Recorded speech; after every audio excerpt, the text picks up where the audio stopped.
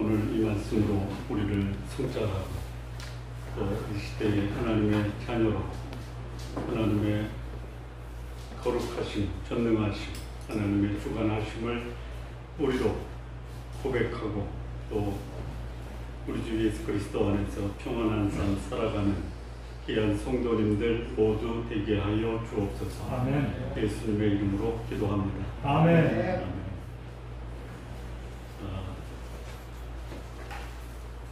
예수님이 풍랑이는 이 갈릴리 바다를 항해하신 기록이 성경에 두 군데가 나옵니다.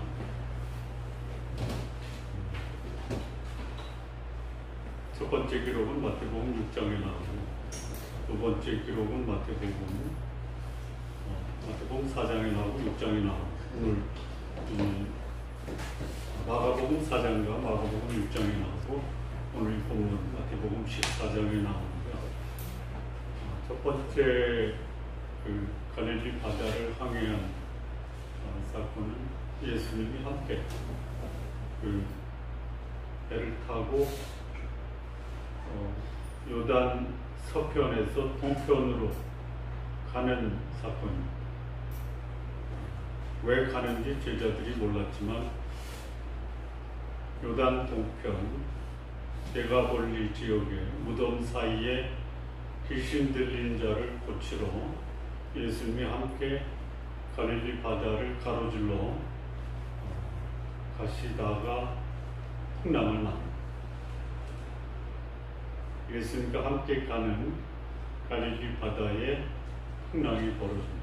하나님의 놀라운 역사가 기다리고 있는 그곳을 가기 위한 과정에 풍랑을 만납니다. 오늘 이 사건은 오병 이후의 기적을 경험하고 예수님이 요단 동편에서 서편으로 가다가 풍랑을 만납니다. 가다가도 풍랑을 만나고요. 오다가도 풍랑을 만납니다. 소위 인생은 무슨 길이다? 항해하는 길이다.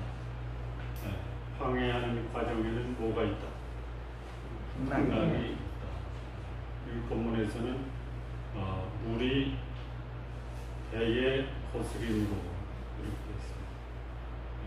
있습니다. 물결이 치면 풍랑이고요. 거스리다라는 것은 그 풍랑이 배를 때린다. 그래서 제자들이 두려워합니다.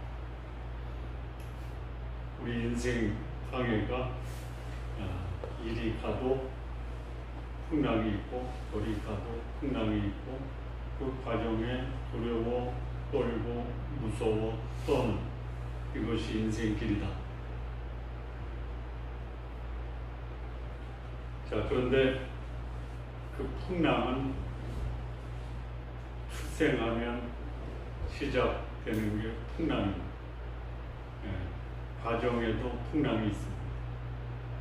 마지막 내 숨을 거둘 때에도 풍랑은 여전히 불고 있다. 그래서 풍랑 속의 인생이라고 한다면 이 풍랑 속의 인생을 살아가는 사람들이 그 과정에서 풍랑을 보고 그것으로 인해서 인생을 중단하고 그것으로 인해서 인생을 더 이상 아름답고 성숙하게 살 수 없느냐? 그렇지 않다라는 것입니다. 풍랑은 피할 수 없는 숙명적 현상이라면 그 가운데에서도 우리는 우리의 삶을 살아가야 된다. 우리 신앙인들이 살아가면서 사는 과정에 가장 소위 성숙한 사람 또는 가장 복된 사람의 삶이 어떤 삶일까요? 어떤 삶일까요? 한마디로 말하면 평안의 삶이다. 또 다른 말로 말하면 안식의 삶이다. 다른 말로 말하면 소원의 항구로 가는 과정이다. 풍랑은 면제될 수 없어도 풍랑이는 바다에서 우리는 안식해야 됩니다. 여러분 천국을 가장 우리 땅에 살면서 경험할 수 있는 그 천국의 모형이 뭡니까? 안식이라는 것이에요. 안식. 네. 안식. 근데 그 안식의 전형적인 모습이 뭐냐? 풍랑이는 항해길에 마음의 평안을 누리는 것이 안식이고, 그것이 천국을 이 땅에서 경험하는 것입니다. 천국을 경험하시면서 사시기 바랍니다. 이게 본문 11절에 12절에 보면 배의 바람이 그친지라 그랬죠. 이 배는 다른 말로 말하면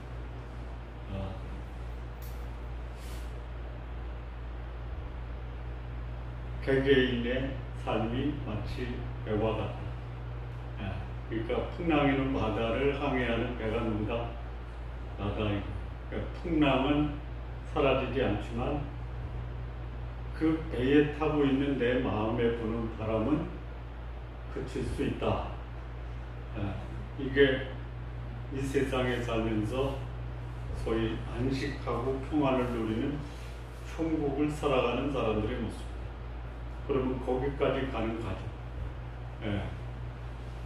배에 바람이 그치고 제자들이 예수님의 발에 엎드려 절을 하면서 고백한 말이 뭐냐? 당신은 참으로 하나님의 아들입니다. 자, 우리 신앙의 여정을 보면 풍랑이는 바다에서 풍랑을 잠잠케 하고 잠잠케 하신 예수님을 향해서 당신은 하나님의 아들입니다라는 그 수준까지 성장해요. 바람이 없어서 하나님의 아들이라고 고백할 수 있어요. 여러분, 신앙의 초기에 예수님을 하나님의 아들로 고백한 사람이 있죠. 그렇죠? 누가 그랬죠? 예수님을 처음 만난 순간 예수님이 자기를 알아봤다라는 이유 하나로 당신은 하나님의 아들입니다라고 고백한 제자가 있죠. 누구죠? 나다나엘이라. 빌립이 예수님께 나다나엘을 데리고 옵니다. 그랬더니 예수님이 나다나엘을 보고, 요한복음 1장입니다. 이는 참 이스라엘 사람이요 구속에 간사한 것이 없다. 그랬더니 나다나엘이 예수님께 저를 어떻게 아십니까? 그랬더니 예수님이 내가 무화과 나무 아래에 있을 때 내가 너를 봤다. 나다나엘은 못 봤어요. 그러면 자기를 본 예수님은 무화과 나무 아래에 있을 때 자기를 봤는데, 자기를 보고 후에 만나서 예수님이 자기를 뭐라고 평가하냐면 참 이스라엘 사람이고 구속에 간사한 게 없다. 그 말을 듣는 순간 뭐 그런 것도 있겠죠. 사람 알아보시네. 그럼 예수님께 하나님의 아들입니다라고 해요. 그러면 그 참 하나님의 아들이라고 고백한 나다나엘은 예수님을 따라다닌 3년의 기간 동안 그는 바람이 그치고 평안하고 안식하고 환경과 상황에 흔들리지 않는 삶을 살았을까요? 아니면 그도 다른 제자와 마찬가지로 예수님이 하나님이다, 하나님의 아들이라는 고백을 했지만 풍랑이는 바다에서 흔들리고 두려워하고 무서워하고 환경 속에서 어찌할 바 모르고 불안했겠습니까? 견자보다는 부자에 가깝겠죠. 근데 이제 오늘 이거는 조금 차원이 달라요. 초기 예수를 만나서 하나님의 아들입니다 라고 고백한 것과 풍랑이는 바다에서 풍랑을 잠잠케 한 예수님을 경험하고 하나님의 아들입니다 라고 고백한 것은 상당한 차이가 있습니다. 자, 신앙의 성장이 하루아침에 되는 게 아니죠. 그런데 지금 이 갈릴리 바다, 풍랑이는 바다에서 풍랑을 잠잠케 하신 예수님을 경험하고 난 제자들이 그 발 아래 엎드려 당신은 참으로 하나님의 아들입니다라고 고백하는 것은 이 갈릴리 바다는 소위 말하는 한 사람 인간의 전 생애를 축약한 인생 과정이라고 볼 수 있어요. 그 인생 과정에서 경험한 예수님을 경험하고 제자들은 당신은 하나님의 아들이다라고 부르요. 자, 신앙의 성장 과정을 보면요, 시작이 있고 완성이 있죠. 그거를 사도 요한은 그의 사랑하는 제자들에게 편지를 써서 보낼 때 신앙의 4단계를 얘기합니다. 첫 번째 단계는 자녀들아, 두 번째 단계는 아이들아, 세 번째 단계는 청년들아, 네 번째 단계는 아비들아, 이렇게 얘기합니다. 요한일서 2장 13절에서 15절인데요.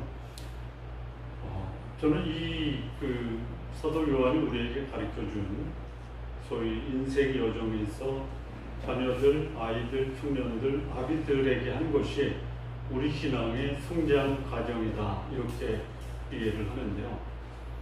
적어도 이것이 자녀를 가진 부모들이 자기 자녀를 키울 때 자녀에서 아이에서 청년, 청년에서 아비가 되는 과정에서 그 과정에서 볼 수 있는 중요한 특징들이 있다는 거예요.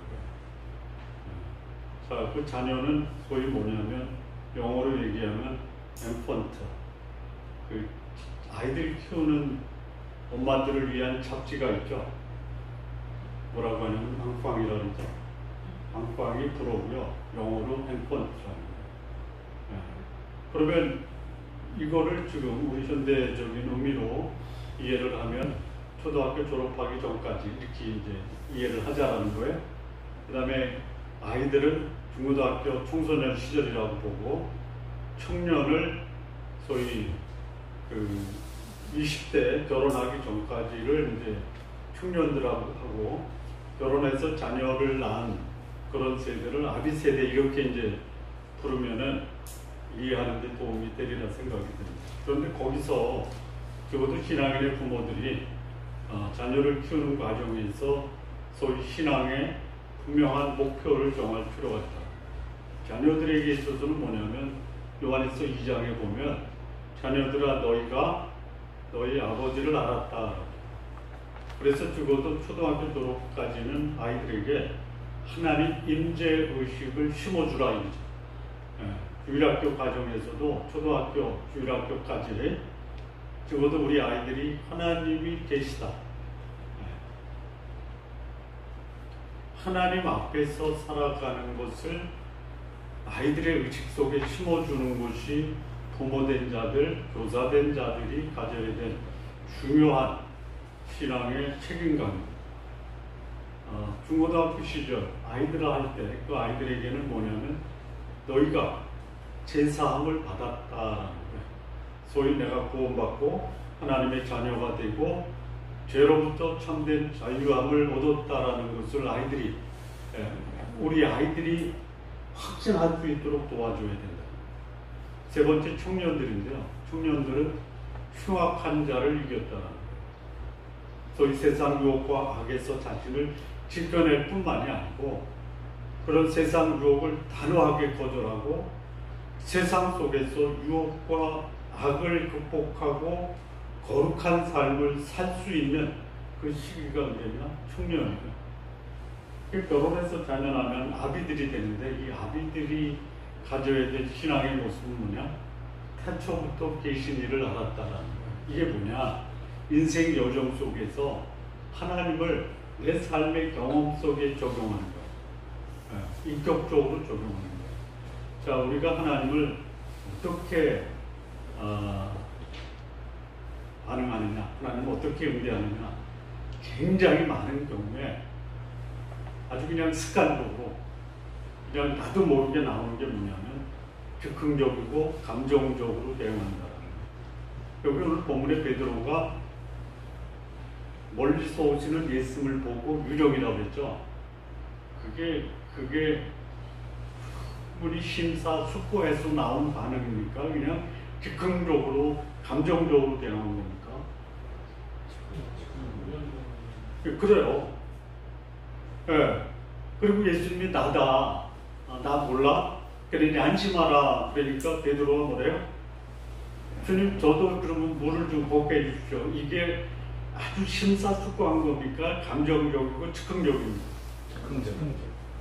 그래서 예수님이 와라 그러니까 무리를 걸어요. 걷다가 바람을 보니까 걱정이, 근심이 되는, 그러니까 어떻게 돼? 물에 빠지죠. 살려주십시오. 이거 인격적입니까? 아니면 즉흥적이고 감정적입니까? 그래요. 이게 우리 인생 전체 여정에서 우리가 하나님을 바라보는, 하나님께 대한 우리의 반응이 아주 지극히 감정적이고 즉흥적입니다. 그런데 아비가 되면 태초부터 계신 일을 아는 거야. 내 인생 전체를 주관하시는 하나님, 내 인생에 풍랑이 있어도 풍랑 속에 역사하시는 하나님, 내 인생에 괴로움이 있고 두려움이 있고 불안감이 엄습해도 그 속에서 나를 평안하게 인도하시는 하나님의 인도하심을 내가 인식하고 풍랑 속에서도 잠잠할 수 있고 풍랑 속에서도 평안할 수 있는 그 삶을 살아가는 자들이 태초부터 계신 일을 아는 아비들의 신앙의 모습, 거기까지 가야 된다. 그러니까 오늘 이 본문은 아주 한 사건이지만 한 사건 속에 마치 한 사람이 인생을 살아가면서 겪는 하나의 축소판이다, 이렇게 이해하시면은 좋겠다라는 생각이 듭니다.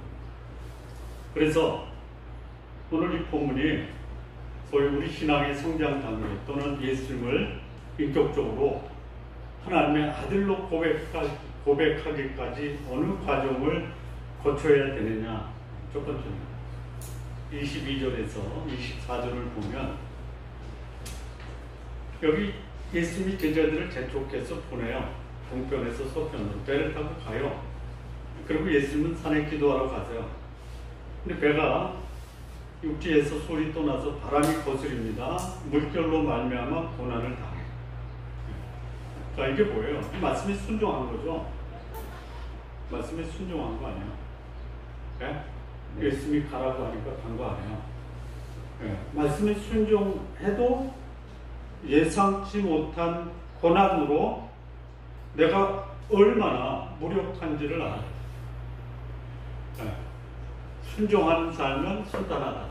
할 수 있어요. 그런데 말씀에 순종하는 삶에도 고난은 여전히 있다. 네. 자, 갈릴리 바다에 제자들이 예수님 말씀에 순종해서 가니까 없던 풍랑이 분 겁니까? 아니면 그냥 평소에 갈릴리 바다에는 풍랑이 붑니까? 불죠.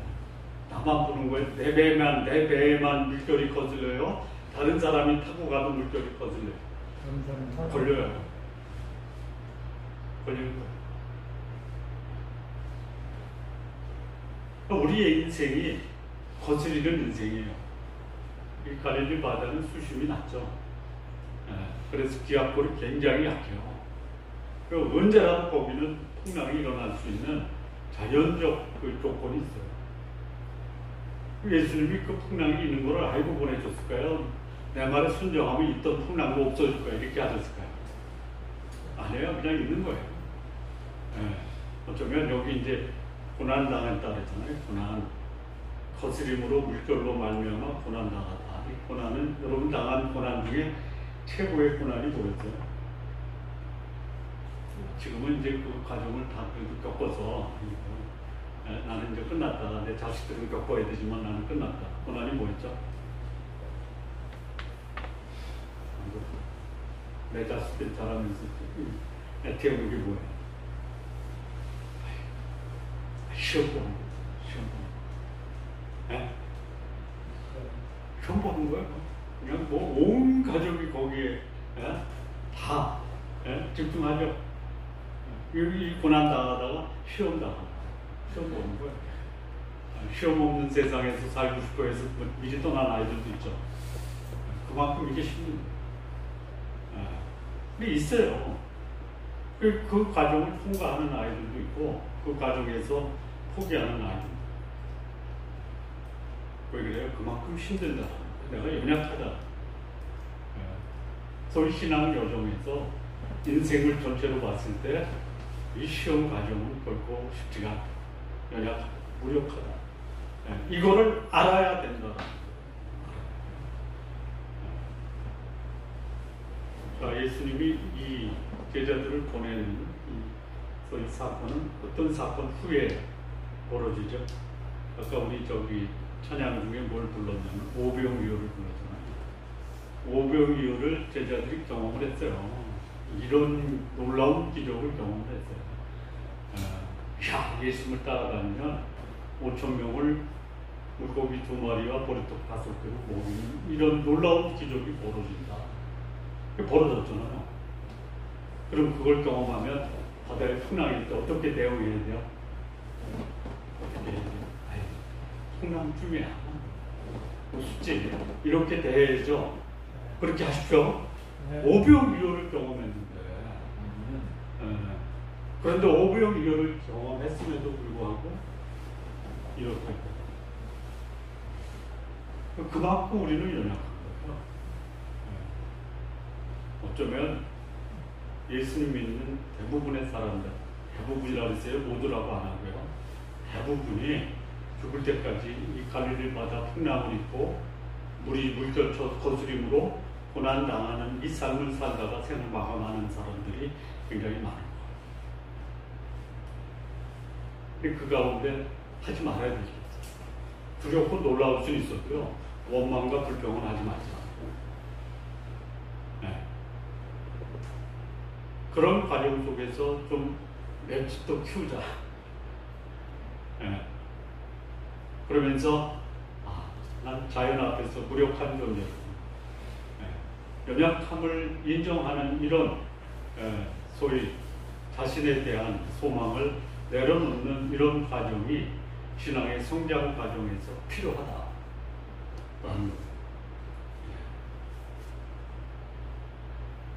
예수님을 알았지만 고난은 면제되지 않고 고난 앞에서 나는 아주 연약하다. 이게 첫 번째다. 두 번째, 25절에서 30절을 보면 밤 사경에 그냥 깜깜한 사경에 돌입을 했습니다. 밤 12시에서 한 2시 사이인 거 그냥 실컷 추워요. 근데 저 물결치는 그 갈릴리 바다 위에 검은 물체가 다가오는 거예요. 그러면 물결치는 바다 위에 검은 물결이 나한테 다가온다. 어떻게 했어요? 어떻게 했어요? 이건 저기 아니야? 그 소위 그 영국 네스 호주의 네시 아니야?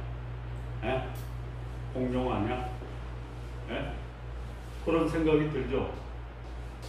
그러면 제가 표현을 잘 못해서 그렇지 그냥 그걸 뭐라고 해요? 섬찟하죠. 어느 집사가 제가 얘기하면 그걸 잘 각색을 하면 훨씬 더 실감인데 저는 잘 표현을 못해요. 제가 얘기하면 묻지를 않는데 그 집사가 얘기하면 그냥 폭소를 터뜨립니다. 이 물결치는 깜깜한 밤에 괴물이 나한테 다가온다. 느낌이 어떻겠어요? 없죠.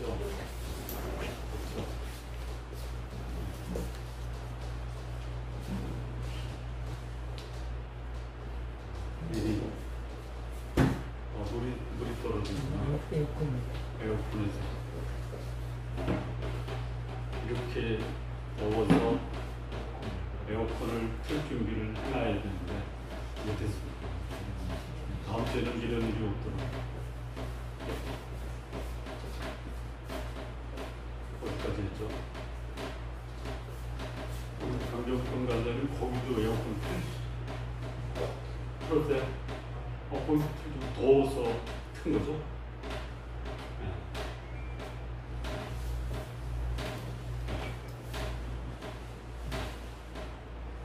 어디까지 했죠?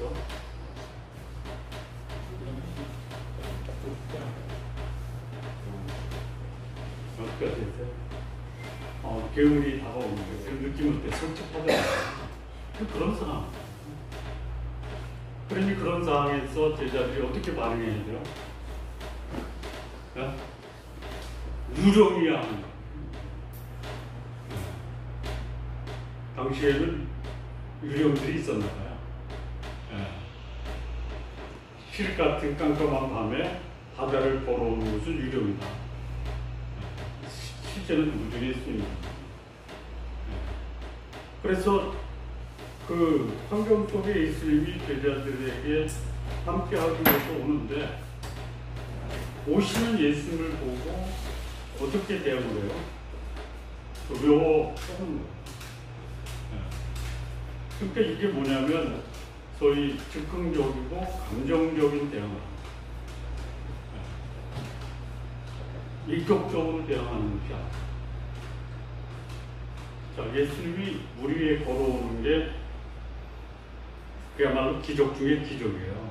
그러면 깜깜한 밤중에 걸어오는 예수님을 보고 두려워 떠는 게 지극히 당연하다고 하지만, 그러면 죽은 자를 살리시면은 이건 두렵고 떨리는 거 아니야? 그거 경험했죠? 그 당장 야이로의 딸을 고쳤죠? 예.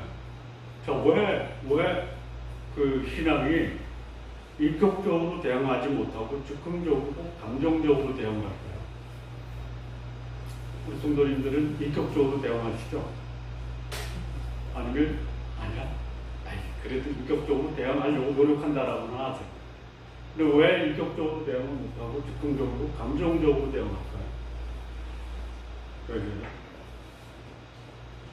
여러분, 야이로의 딸이 죽은 자 가운데서 살아났을 때 제자들은 인격적으로 대응했어요? 감정적으로 대응했어요?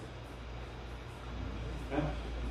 문둥병자를 고치는 사건이 벌어졌을 때 제자들은 인격적으로 대응했어요? 감정적으로 대응했어요? 네? 인격적으로 대응했어요. 이게 뭐냐면 마음의 동요가 없었어요.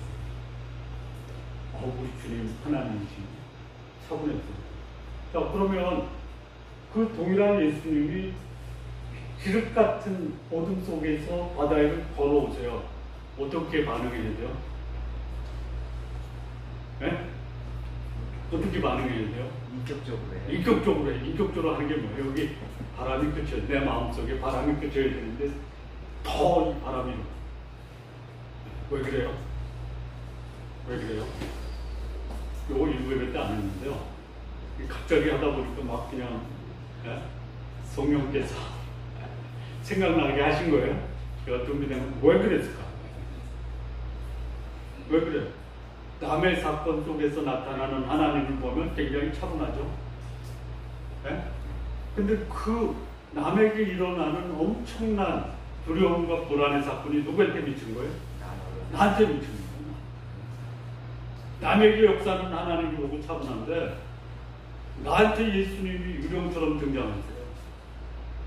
그럼 차분해야 되잖아. 네? 근데 그냥 기겁을 하는 거예요. 이게 신앙의 모습이에요. 대체로 나에게 닥치는 것에 대해서는 굉장히 감정적이고 즉흥적으로 대응해요. 남에게 일어나는 역사에 대해서는 하나님의 은혜가 놀랍다. 그렇게 차분해요. 근데 나한테 그렇잖아요. 어느 분이 그러더라고요. 어느 분이 아니라 다 그래요. 사랑하는 가족이 세상을 떠나요. 다른 사람의 가족이 세상 떠나면 차분하죠. 돌아가실 때 문상중 가야지. 그런데 내 가족이 세상 떠나면 왜 이렇게 이상해요? 우리 가족한테는 안 일어날 줄 알았어요? 네? 남의 가족에게 일어났던 그야말로 놀라운 두려운 그런 상황이 나한테도 일어난다라는 것을 우리가 받아들일 수 있어요. 그게 인격적으로 반응합니다. 이 과정을 거쳐야 돼요. 어느 분이 그랬어요. 아니, 그렇게 가족이 세상을 떠났는데 그렇게 어떻게 차분할 수 있어? 차분 안 해야 돼? 네? 차분하십시오. 안 해. 아픈 건 아픈 거예요. 아픈 건 아픈 거예요. 그런데 내 삶 속에 역사하는 하나님이 계십니다. 이걸 통해서 하나님이 나에게 무엇을 이루시는가? 이거를 볼 수 있어야 된다는 거예요. 이게 소위 나의 연약함 속에서 하나님이 나를 통해서 어떻게 역사하시는 것을 내 인격이 반응할 수 있어야 된다. 그게 신앙이 성숙해가는 신앙의 모습이에요. 여기 예수님이 난이 안심하라, 두려워 말라. 근데 거기에 대해서도 여기 베드로는 즉흥적으로, 감정적으로 대응합니다. 참 이게 소위 예수 믿는 사람들의 간사한 모습이에요. 뭐냐, 죽을 것 같다가도 언제 그랬어? 그냥 완전히 순간적으로 감정이 변화되는 거죠. 잘 되면 내 탓이고 안 되면 하나님 탓이고. 그 하나님을 인격적으로 대응하십니다. 내 삶 속에서 역사하는 하나님의 뜻과 섭리가 무엇인가를 볼 수 있는 믿음의 안목으로 인격적 대응하는 이 단계가 신앙의 그 다음 성숙 단계. 자, 세 번째인데요. 세 번째는 이제 31절에서 33절입니다. 예수께서 즉시 손을 내밀어 불을 붙잡으시며 이르시되 믿음이 작은 자여 왜 의심하였느냐 하시고 배에 함께 오르며 바람이 그치는지라 배에 있는 사람들이 예수께 절하며 이르되 진실로 하나님의 아들이로소이다. 이 단계가 우리의 신앙이 성숙해가는 궁극적 단계다라고 볼 수 있습니다. 환경에 대한 불신과 의심의 시선이 예수 그리스도를 바라봄으로 확신 속에 평안을 누리는 단계, 소위 환경을 주관하시는 예수님을 하나님의 아들로 고백하는 단계까지 가야 됩니다.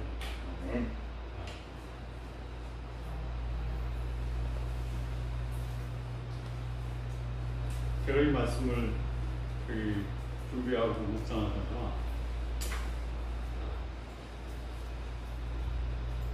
제 모습을 본 거예요. 뭐 우리 교회 성도를 볼 필요 없고 한국 교회 성도들을 볼 필요 없고 내 모습을 보니까 내 모습은 어떤가? 초보 단계. 환경을 보고 두려워하면서 어쩔 줄 모르는 연약한 모습이다. 그러니까 두려워서 끝나는 게 아니라 두려워할 수밖에 없는 연약한 모습이다라는 거죠. 그리고 우리 성도님들 보고 한국교회를 보니까 상당히 많은 경우에 우리 한국에 있는 많은 그리스도인들이 환경의 영향을 받고 있지 않냐. 궁극적 우리 신앙의 성숙 목표는 어디냐? 바람이 그쳐야 돼. 이게 이제 물리적으로 바람이 그칠 수도 있는데요. 내 마음속에 요동치는 바람이 가라앉았다. 이렇게도 이해하면 괜찮을 것 같아요. 여러분, 흥랑에는 여러분 마음에 예수님을 인격적으로 만난 사람은 잠잠해져. 그리고 내 마음의 풍랑을 잠지 않게 하시는 당신은 참으로 하나님의 아들입니다. 이 고백을 할 수 있어요. 언제 이게 가능해요? 나한테 닥칠 때. 다른 사람에게 일어난 일을 보고 참 잘됐다 라고도 경험할 수 있지만 나한테 닥친다는 거예요. 풍랑이 나를 피해가지 않습니다. 그러나 그런 풍랑 속에서도 내 풍랑을 잠잠케 하시고 그 풍랑을 잠잠케 하신 예수님을 하나님의 아들로 고백할 수 있는 이런 소위 신앙의 아버지 단계까지 성장해야 되지 않겠다는 말씀입니다. 마음에 짓겠습니다. 예수를 믿으면서 하나님의 능력과 기적은 모든 사람에게 나타납니다.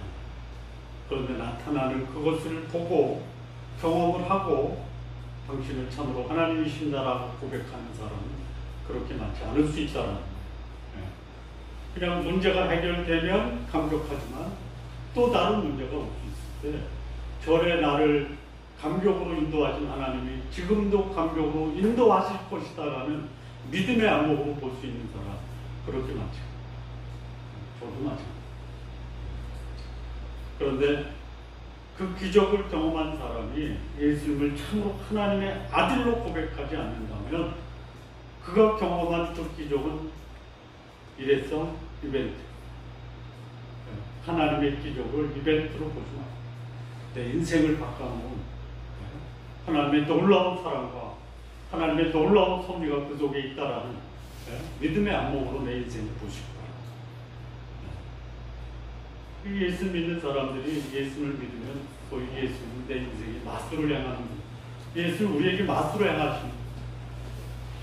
마술이 필요할 때 마술도 행하시지만 그러나 내 영혼을 내 인생을 하나님의 가장 복된 하나님 나라로 인도하시는 하나님의 아들인 것을 우리가 우리의 삶을 통해서 고백하시기를 원하십니다.